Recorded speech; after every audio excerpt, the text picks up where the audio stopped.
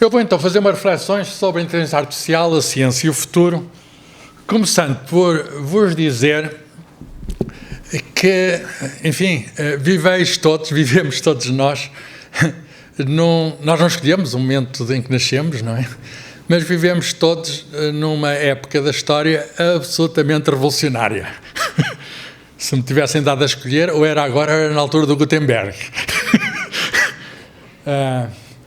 Enfim, o Zé Barata Moura um bocadinho antes de mim, mas todos nós temos beneficiado de algo que os físicos criaram no final da guerra, que foi o primeiro transistor, que tinha 3 centímetros de comprimento, e hoje, com os mesmos 3 centímetros de comprimento, no interior desta geringonça, vamos chamar-lhe assim,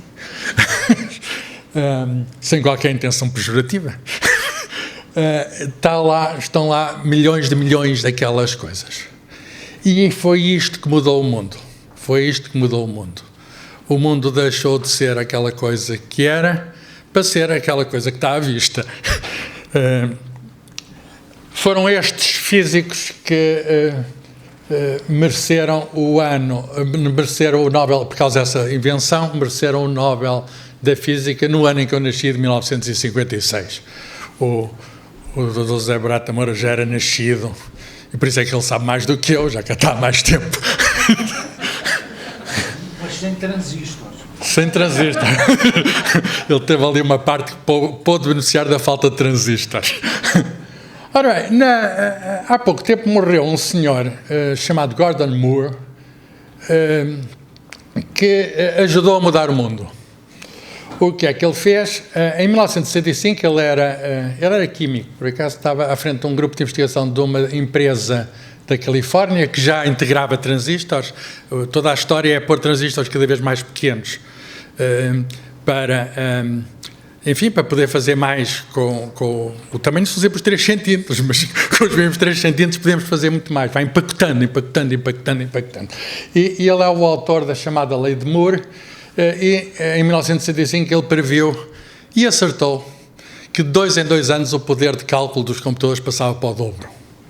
De 2 em 2 anos passavam para o dobro. Isto é uma coisa assombrosa, temos assistido a isto.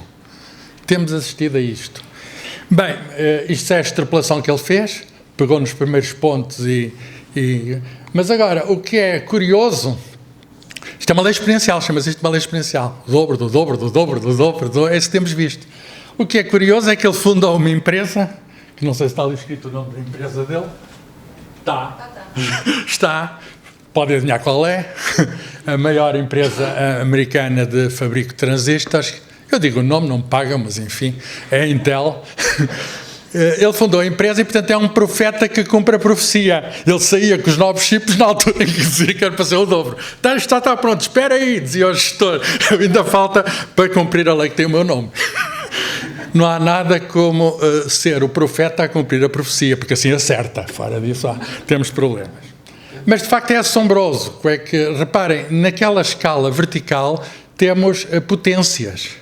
Mas se pusermos isto numa escala normal, é isto que aconteceu e continua a acontecer. Portanto, nós estamos no tempo da aceleração tecnológica.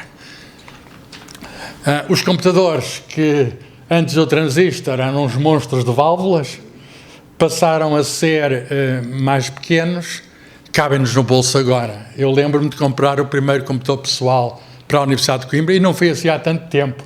Foi no ano da graça de 1983. Não compreendes porquê? Porque não havia. E lembro-me de ter também comprado o primeiro computador para mim. Este é um dos primeiros computadores. E lembro-me, como vocês se lembram, de, pelos anos 90, os computadores passarem a falar uns com os outros, através da World Wide Web, que se o computador pessoal já mudou, então ligados uns aos outros passou a mudar muito mais. E eu só lembro que foram físicos que no CERN, na Suíça, eles queriam falar uns com os outros, quer dizer, partilhar ficheiros, fazer trabalho colaborativo sobre problemas fundamentais da física, e aquilo que eles fizeram, protocolos de junção de computadores, sobrou para o mundo todo e ninguém podia adivinhar, eles não adivinharam que o mundo ia mudar todo, que vinha a Amazon, vinha a Google, a Amazon, o Tinder e essas coisas todas que nos entusiasmam. Uns mais que outros.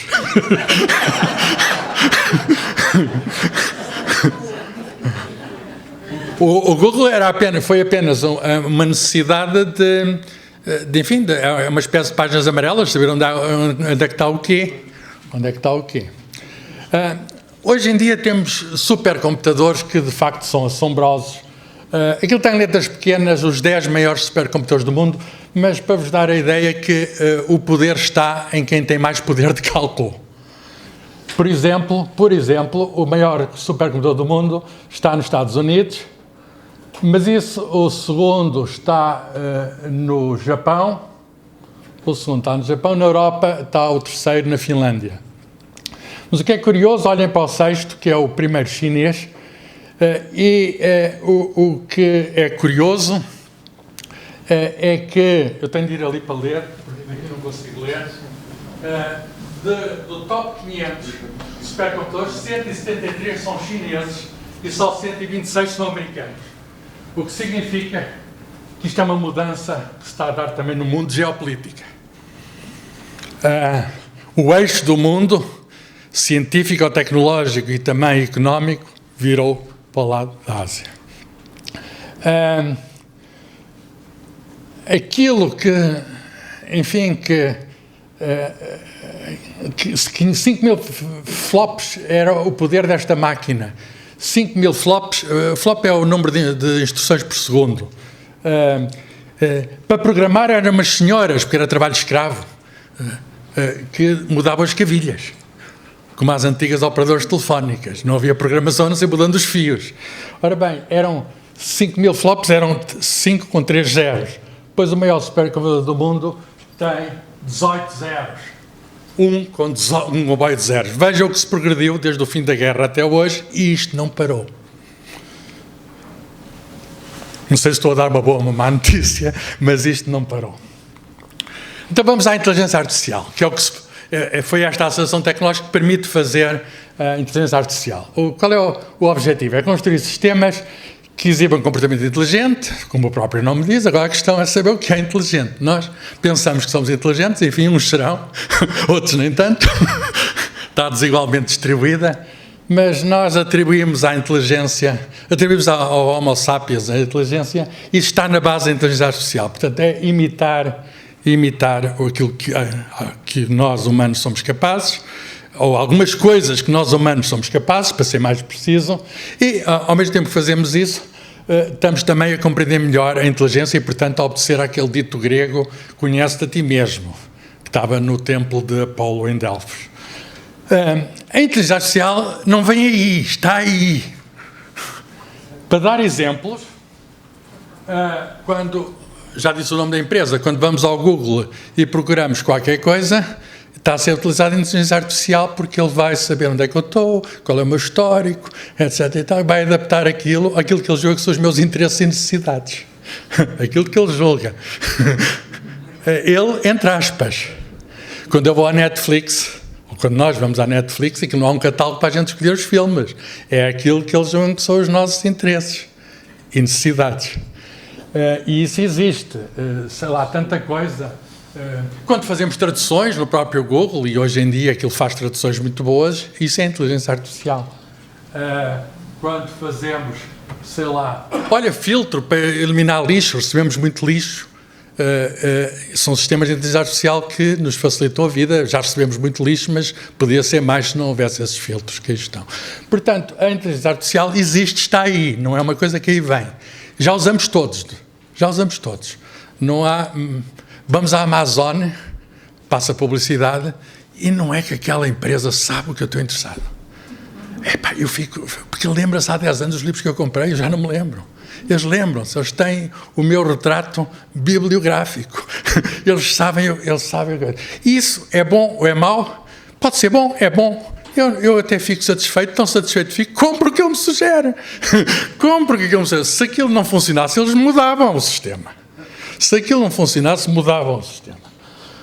Ora bem, lembrem-se que o humano é a referência. O humano é sempre a referência. Portanto, há aqui uma coisa que não, nós somos o modelo da coisa.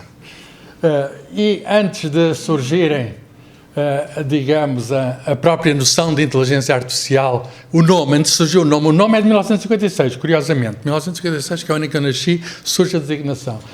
Aparece este inglês, matemático inglês, que diz: para ser chamada inteligente, esta máquina tem de produzir respostas indistinguíveis de um ser humano. Reparem como o nosso filósofo falou na palavra indistinguível, como uma palavra importante. Portanto, não interessa a essência, interessa a parecência, interessa a similitude. E ele é o autor desta noção. Portanto, a pergunta que ele fez é: existem computadores digitais imagináveis que possam fazer aquilo que ele chamou o jogo da imitação? Reparem, ele chama-lhe o jogo da imitação. Aliás, é o título de um filme. O jogo da imitação. A pergunta de base: o que é inteligência? Bem, é aquilo que nós temos, a capacidade de interagir com o mundo, falar, ver, movimentarmos, manipular, o que eu estou aqui a fazer. Ou pelo menos a tentar fazer. Capacidade de modelar o mundo e raciocinar sobre ele, é o que temos visto aqui hoje. Modelar o mundo, fazer representações do mundo e raciocínios, projeções.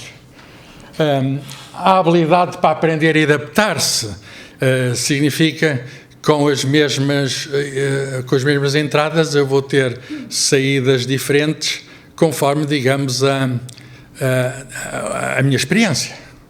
Conforme a minha experiência. Se eu tiver novas entradas, vêm as mesmas que coisas, mas eu já sei mais. E, portanto, vou reagir de maneira diferente. Chamamos isso aprendizagem, que é uma coisa que, em princípio, se aprende na escola. Eu ponho em princípio, porque é a instituição que nós inventamos e é muito boa, porque não arranjamos outra para nós aprendermos. Pois queremos, com certeza, aprender depois da escola, mas a escola tem essa...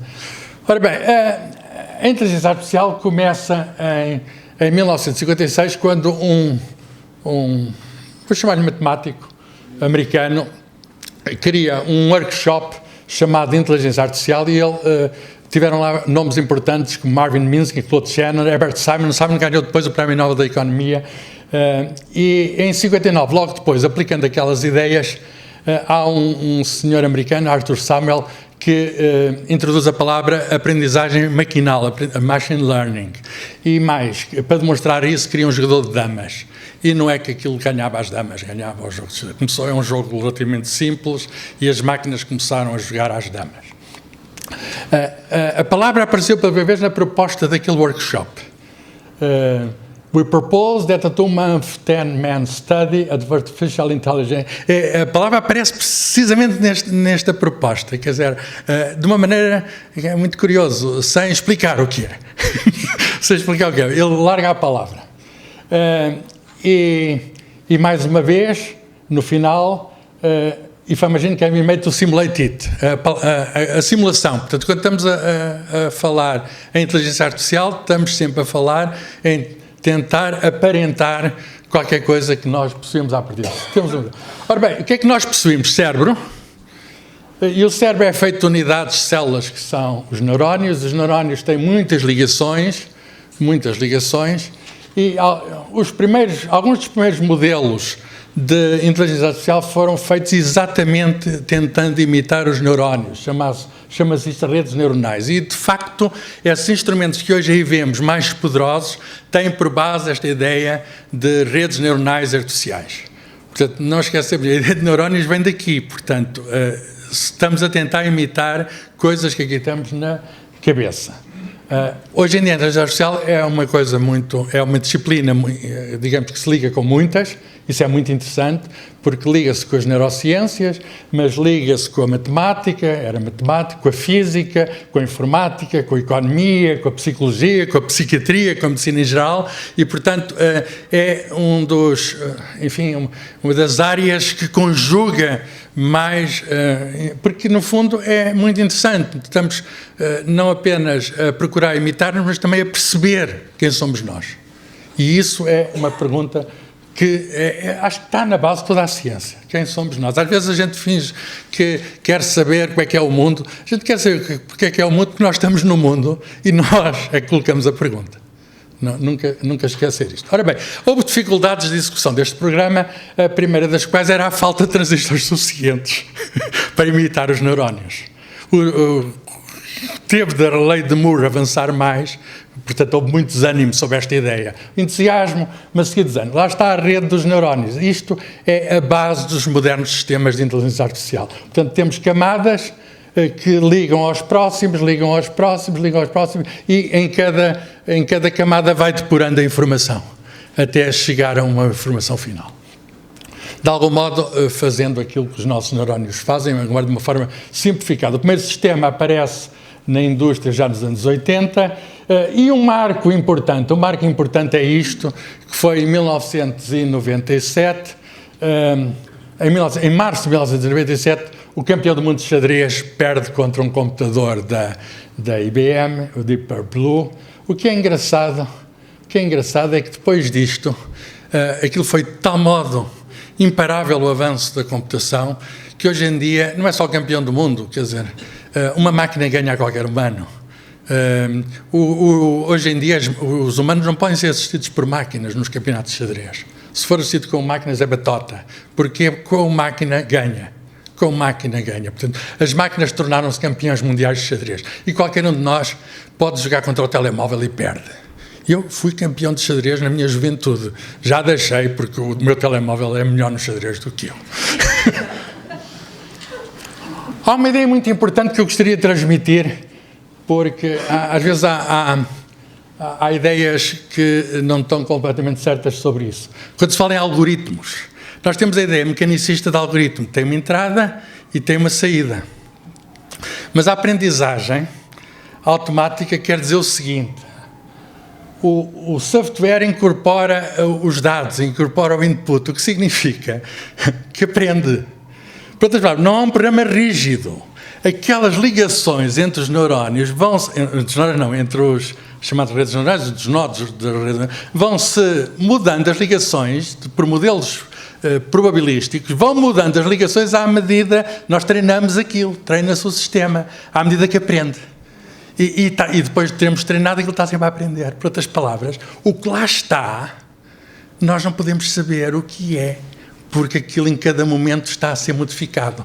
Não é como um programa normal, que ainda hoje já entra, processa e depois sai. Entra, fica lá e vai saindo coisas diferentes. E é isso, no fundo, que também nós somos. Nós entramos no mundo, isso, em princípio, não é? Há casos que são incorrigíveis, mas as pessoas vão aprendendo, vão tendo respostas diferentes perante as situações que encontram. Portanto, isto, de algum modo, é sempre uma caixa negra. Quando pedem a alguém, explique lá o que lá tem, ele não sabe, o criador da máquina não sabe. Pode lá dizer fisicamente o que está, mas o software é autoajustável. É isso que chamamos de aprendizagem da máquina. Hoje chama-se modernamente Deep Learning. Ora bem, isto já ganhou não apenas xadrez, mas um jogo muito mais complicado chamado AlphaGo, AlphaGo é o sistema, o jogo chama-se Jogo do Go. Havia um campeão do mundo coreano, Lee Sedol, e em 2016 ele perdeu com a máquina e ele desistiu pura e simplesmente da modalidade, assim, não vale a pena. E ele ficou tão frustrado e é um jogo muito difícil. Ora bem, agora eu estou aqui a falar em nome da ciência. De facto, a ciência e a tecnologia produziram isto. Mas isto também é útil na ciência e também na tecnologia. Na própria ciência. Deixem-me dar um exemplo da ciência, uma vez que conhecem exemplos da tecnologia.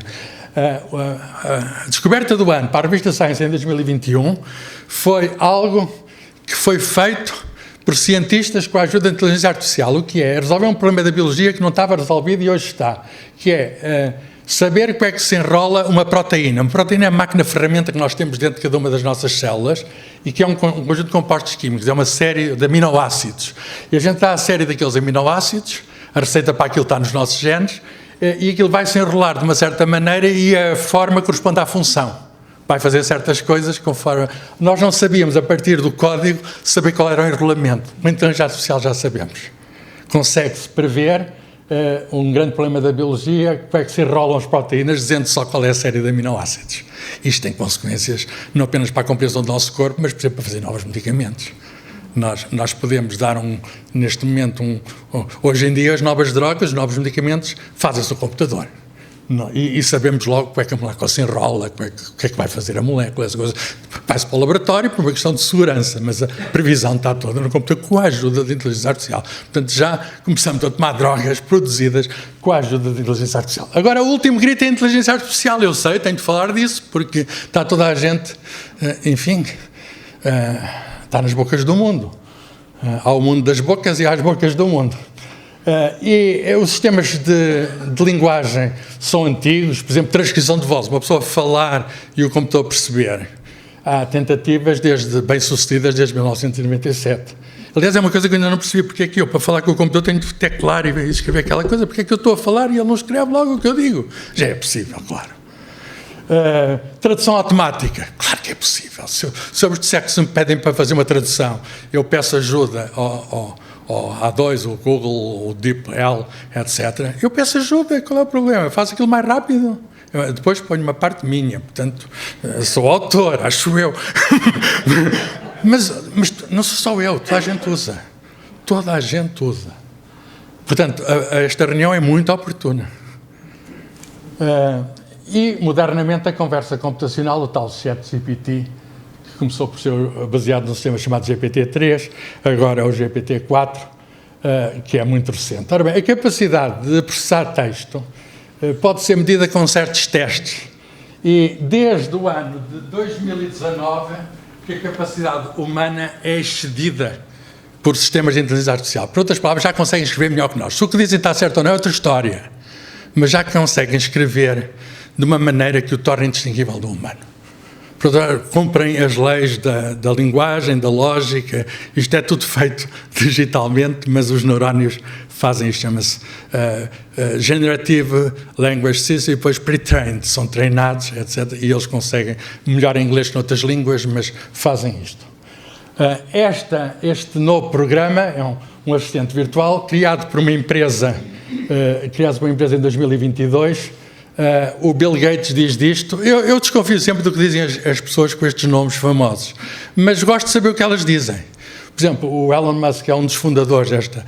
Começou por ser um sítio de estudos e tornou-se uma empresa. Mas é preciso ver que há uma dissidência dele e já fez uma empresa igual para concorrer com esta. E, portanto, é preciso ver que eles têm interesses. Com certeza que eles têm interesses. Mas o Bill Gates disse, é tão importante como a internet, isto vai mudar o mundo. Eu não sei se é tão importante como a internet, mas que vai mudar o mundo, vai. Está a mudar o mundo. Não é só conversa, mas traduz também. Já escuso pedir ao... Eu não uso, já agora devo confessar que não uso. Não uso, mas se calhar vou usar, não vou dizer que não. Não uso, mas as pessoas que usam, e alguns colegas cientistas dizem que estão encantados, porque é muito mais rápido fazer as coisas que antes faziam e que demorava muito tempo. Por exemplo, as traduções, escrever no inglês impecável, programar, aquilo já faz programas. Por exemplo, jogar, criar ensaios, poesia, música. Se é boa ou má é outra história. Mas hoje faz aqui um soneto à moda do Camões. Ele faz, não é muito bom, mas faz um soneto à moda do Camões. A próxima, aqui a inteligência artificial está muito à frente, porque sem eu ter feito nada, voltou para trás. Eu quero andar para a frente, ela quer andar para trás. Eu estou mais avançado que a inteligência artificial, já perceberam? Eu estou a andar para trás porque tenho isto ao contrário. Isto é muito importante, saber onde está o norte e o sul do aparelho. Este é o jovem que está é jovem que nasceu em 85, que está à frente desta empresa que, enfim, eu não uso, mas um amigo meu perguntou quem era eu. E diz que aquilo regurgitou estas linhas. E eu consegui, nestas linhas, são 7 linhas, em que consegui encontrar 7 erros. Por exemplo, um dos autores do livro Física Divertida, eu pensava que era só meu. Afinal, sou um dos autores. Com quem é que eu vou dividir o dinheiro? Isto é um perigo para os autores. E depois, sou o autor e estou desfilando a aventura da física, que eu nem sei que livro é. Mas estou em potencial putativo, é assim que se diz, putativo autor da aventura. E outro ainda, o universo de uma casca de nós, até sei quem é, do Stephen Hawking. Já me põe autor de uma obra do Stephen Hawking. A razão disto é que ele vai buscar coisas a bases de dados, à internet em geral, e depois não pode ir buscar tudo. Mas quando tem buracos, inventa. Chamamos-lhe alucinações. Portanto, isto é uma máquina alucinada. Estou a mostrar-vos alucinações. Claro que isto vai melhorar. Dito isto, isto foi na versão anterior, a próxima versão, mas essa já é a pagar, não sei se o meu amigo já fez. Criou um Festival Internacional de Ciência de Coimbra. Coisa que não fiz, mas até pensei, boa ideia, terá sido Terá sido ele que inventou. É que nem existe. Estão a ver os perigos disto? De repente, alguém que quer saber quem sou eu, fica com uma imagem, não sei, melhor, talvez, aquilo não me prejudica nada. Sendo um dos autores, prejudica. Ora bem, isto no ensino presta-se, digamos, a muitas confusões. Por exemplo, esta professora que devolve o trabalho ao amigo, ao aluno, peço desculpa, devolve o trabalho ao aluno, que foi o trabalho feito com o ChatGPT, e diz: isto está errado porque o ChatGPT até se enganou no teu nome. Errar é humano e também é maquinal. A máquina está a ser boa, não é? Está também a fazer erros. Ora bem, perigos destas coisas. Ora bem, nós antes tínhamos o problema, e temos o problema dos empregos, e há aspiradores que são automáticos, olha, por exemplo, isto não sei, é indistinguível. Não sei se foi feito por um autómato, por um robô qualquer que pôs isto tudo limpinho. Ora bem, qual é agora o grande problema? É que as profissões de colarinho branco estão a ser substituídas. E o senhor que tinha o colarinho branco está a fazer outras coisas. Ora bem, isto é mais que um cartoon, e eu fui ver quais são as profissões que estão mais em perigo. Esta coisa do perigo de desaparecer certas profissões não é nova. Então, já desapareceram muitas profissões, apareceram novas. Designer da web, isso não existia. Apareceu de repente, mas já agora é uma profissão muito útil e criativa também. Sei lá, qual é a profissão que vai desaparecer primeiro? Banking. Já está a desaparecer. Não há. O que é que há mais? Seguros, finanças, mercado capital. Já está há muito trabalho. Por exemplo, mais a parte jurídica, que eu sei que há aqui pessoas da jurídica.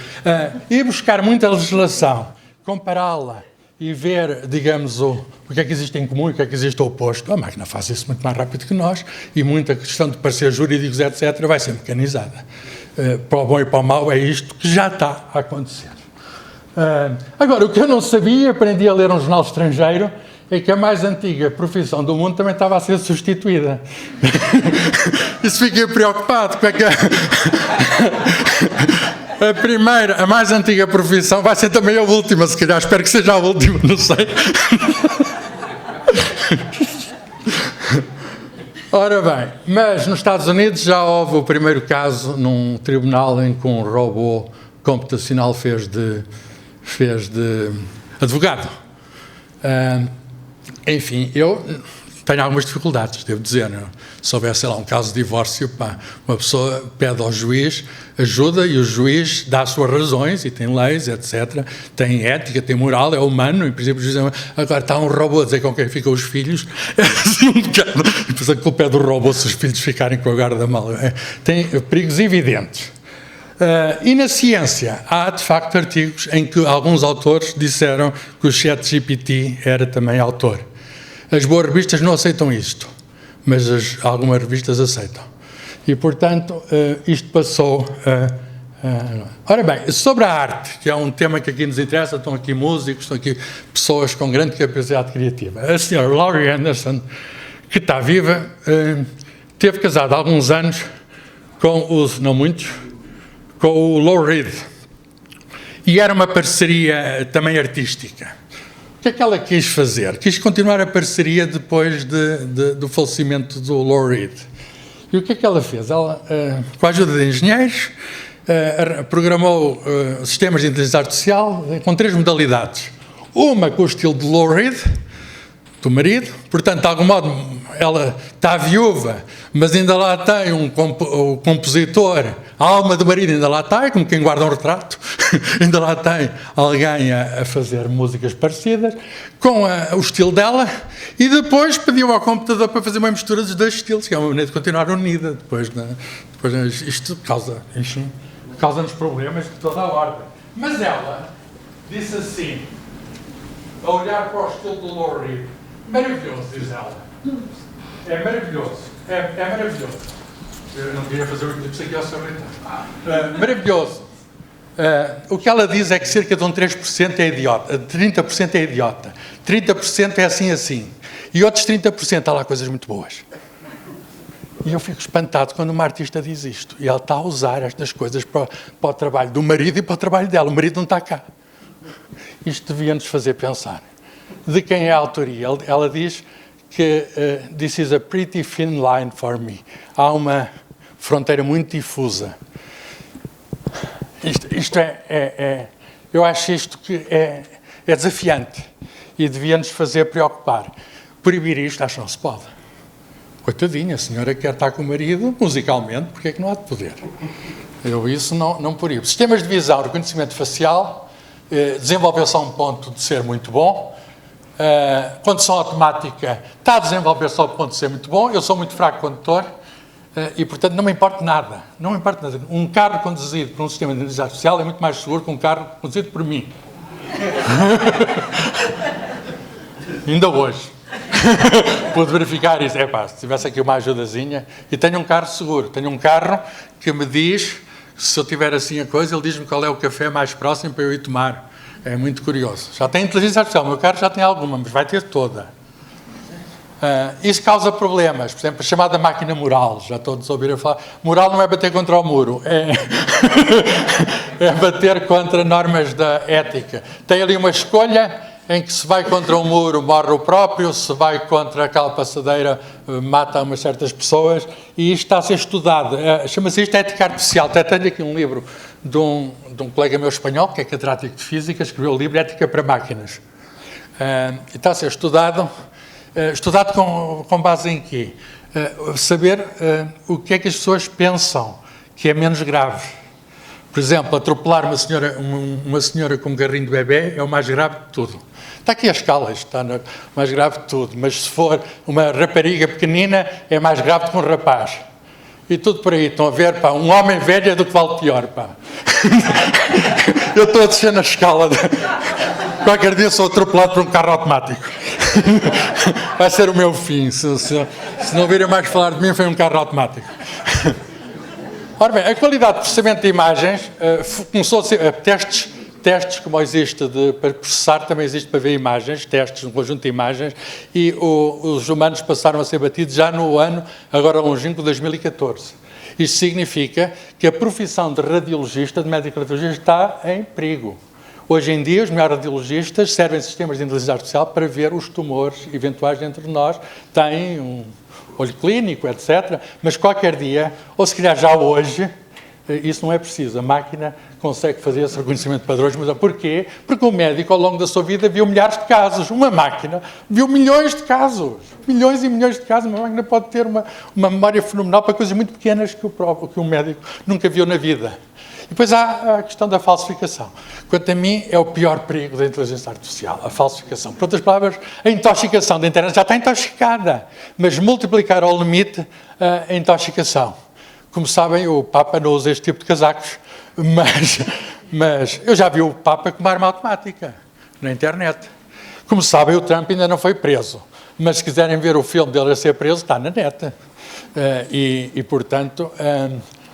making picture of Trump getting arrested while waiting for Trump's arrest. Isto é a capa da Economist há 2 semanas. É um anjo ou é um demónio? Bem, isto é uma visão dicotómica que todos temos. É evidente que não sei se há anjos, se há demónios, mas a imagem de anjo serve, a imagem de demónio também serve. Isto é um bocadinho quântico, é metade anjo, metade demónio. Agora, qual é a metade? Qual é a metade? Pois, qual é a metade é um problema. Então temos o problema, estou a acabar, da ética. Bem, a ética excede largamente a ciência. A ética não é ciência. Há bocado estavam a tentar imitar a ética para pôr num sistema tecnológico, mas a ética não é ciência. A ética tem a ver com condutas. O que é hábito fazer?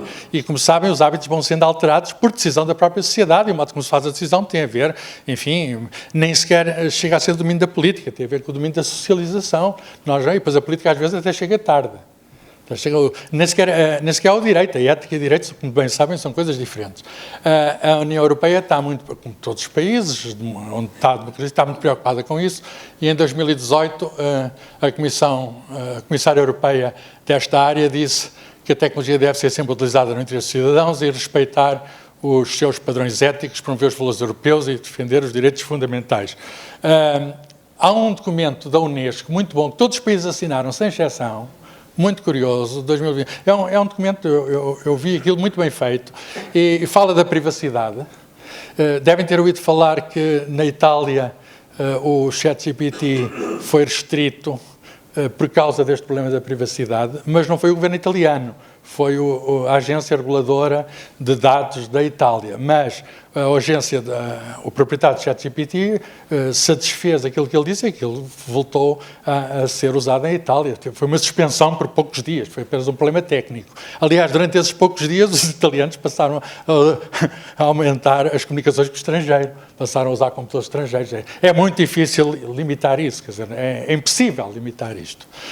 E, portanto, a questão da privacidade é um problema que já existe hoje e que vai ser agravado. O que se passa com a privacidade é uma coisa... é que nós, em troca da utilidade, desistimos da privacidade. E, portanto, a maior parte das pessoas, eu incluído, eu já dei os meus dados à Amazon, incluindo não só o cartão de crédito, muitos dados, quer dizer, eu tenho alguma contenção, mas há pessoas que não têm contenção nenhuma, estão sempre a dizer coisas à internet, sempre, e aquilo fica tudo registado. Fica tudo registado. O Google e a minha companhia de telefone sabem que eu estou aqui. Eu não posso fintá-los, a não ser dar o meu telemóvel a outro. Há uns truques. Mas, neste documento diz assim, as pessoas devem ser totalmente informadas quando uma decisão é informada ou é feita com base em algoritmos de IA, designadamente quando ela afeta a sua segurança ou os direitos humanos. Isto não vai ser aplicado. É um bom princípio, mas já não está a ser aplicado. E, por exemplo, a possibilidade de recurso para um funcionário designado da empresa. Acho que se formos enganados pelo ChatGPT, podemos reclamar a um funcionário da empresa. Eu já tentei reclamar contra qualquer coisa dessas multinacionais. Não existem, aquilo são só máquinas. Tentei falar com alguém da Google. Não existe. Aquilo são só máquinas. Termino então com a história de robôs. Já agora, a palavra robô surgiu da literatura. A literatura dá contribuições à ciência e tecnologia. Foi o Karl Capek, numa peça teatral, que criou os robôs. Portanto, os robôs não são criação dos engenheiros, os robôs são criação dos literatos. Significa em cheque trabalho forçado. O Jorge Estopado devia saber. Trabalho forçado. E a questão da legalidade daquilo que o robô faz foi colocado num conto do Isaac Asimov, o Robô, de 1950, veja a premonição. Diz as leis de Asimov, um robô não faz mal a um ser humano, um robô deve obedecer a um ser humano, um robô deve proteger a sua existência. Em terceiro lugar, a terceira lei. Portanto, isto chama-se o problema do alinhamento dos robôs com a humanidade. Hoje em dia há robôs como este Sofia, que se portam de uma maneira relativamente inteligente, embora não tão boas como a Sofia de Mel Briner Anderson, que diz assim, pergunta, então, vocês vão tomar conta disto tudo? Perguntam-lhe. E ela diz, olha, você anda a ler muitas entrevistas do Elon Musk e a assistir a muitos filmes de Hollywood. Não se preocupe, se for simpático para mim, eu serei simpática para si. Esta foi a coisa que a Sofia disse. E isto vai entrar vai entrar até nos hospitais, em casas de lares, em coisas desse género. Já entrou. Por outras palavras, as pessoas não gostam de estar sozinhas, e nem que seja uma máquina a falar com elas. Se tiverem humanos a falar com elas, vão ter máquinas a falar com elas. E as máquinas, já há a questão emocional, etc.